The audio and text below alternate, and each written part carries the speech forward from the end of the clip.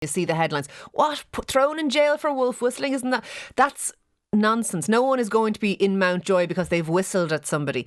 But it is a weird thing to do, to harass women, largely in the street, to whistle at them, to sexualise them, to make comments on them, all of that stuff. But it runs a much broader spectrum than that. And certainly I have been wolf whistled, if that's what you want to call it, catcalled. I've had comments passed, when you're walking by a building site or walking by a group of lads, or you're out in town and there's a gang of fellas with drink on them. Things are said when you walk by. Just it happens. It's happened since I was about, I'd say, 11. So it's been going on a very, very, very long time.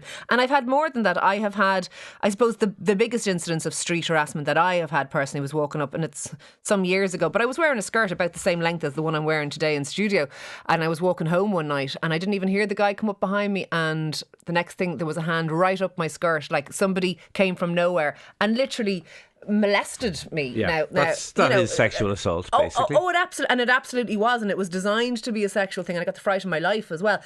It happens, and it happens from a very young age, and it happens until, well, it hasn't stopped happening yet, so I don't know what age it happens until, but I do think something needs to be done about it, because I don't think it's fair that women are intimidated on the streets, and I don't think we should be blind to this issue. No, harassment is unacceptable. It is unacceptable for a man to harass a woman in any respect, to make them feel uneasy, frightened, and to go a lot further. I mean, that it goes without saying, what happened to you is disgusting, and that person absolutely should be prosecuted. That is an offence.